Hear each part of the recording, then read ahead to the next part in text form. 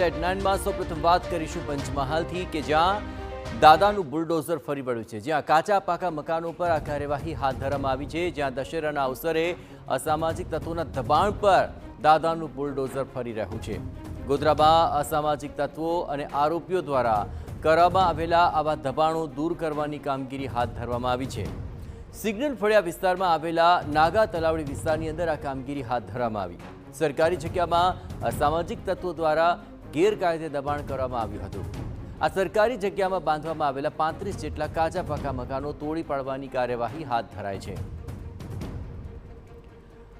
અત્રે મહત્વપૂર્ણ છે કે ગત માર્ચમાં ગોધરાના ભામૈયા ગામના શિવ મંદિરમાં તોડફોડ કરી ચોરી કરનાર આરોપીઓ દ્વારા આ જ વિસ્તારમાં ગેરકાયદે કાચા તેમજ પાકા દબાણો તોડી પાડવાની કામગીરી શરૂ કરાઈ। પોલીસ બંદોબસ્ત સાથે દબાણ તોડવાની આ કામગીરી હાથ ધરવામાં આવી છે, જેમાં ગોધરા નગરપાલિકા, મહેસૂલ વિભાગ, માર્ગ અને મકાન વિભાગ, પોલીસ અને મધ્ય ગુજરાત વીજ કંપની દ્વારા સંયુક્ત ડિમોલેશન હાથ ધરવામાં આવ્યું છે।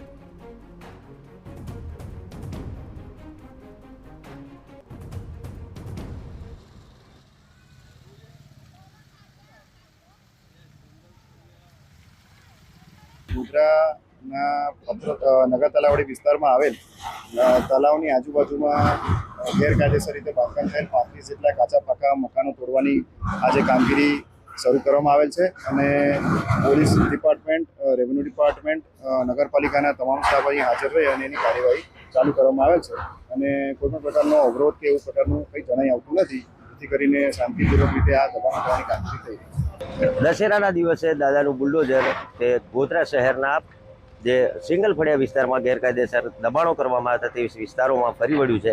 દ્રશ્યોમાં આપણે બતાવવા માંગીએ છીએ ગોધરા શહેરનો સિંગલ ફળિયા વિસ્તારમાં આવેલું નાગા તલાવડીના કિનારાનો જે વિસ્તાર છે, જ્યાં સરકારી જગ્યાની અંદર ગેરકાયદેસર રીતે વર્ષો જૂના જે દબાણો કરવામાં આવ્યા હતા, કાચા પાકા મકાનો બનાવીને દબાણો કરવામાં આવ્યા હતા, તો બીજી તરફ આ જે સમગ્ર જગ્યા છે તે સરકારી જગ્યા હોવાનું સામે આવ્યું હતું અને અહીંયા જે લોકો વસવાટ કરી રહ્યા હતા, જે લોકો ગેરકાયદેસર દબાણો ઊભા કર્યા હતા, તે વેરિફિકેશન પોલીસ દ્વારા કરવામાં આવ્યું હતું અને તમામ જે લોકો છે તે અસામાજિક પ્રવૃત્તિઓ સાથે સંકળાયેલા હતા। તો બીજી તરફ અન્ય જે અહીંયા વસવાટ કરતા લોકો છે તેઓ પણ ગુનાહિત ઇતિહાસ ધરાવતા હોવાનું પણ સામે આવ્યું હતું। સમગ્ર બાબતને લઈને 35થી વધુ જે કાચા પાકા મકાનો છે તેને હવે તોડી પાડવાની કામગીરી શરૂ કરવામાં આવી છે। દશેરાના દિવસે આજે મેગા ડિમોલેશન હાથ ધરવામાં આવ્યું છે।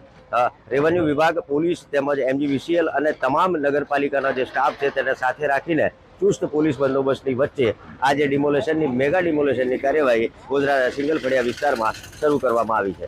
નિકુંજ પટેલ, TV9 પંચમહાલ।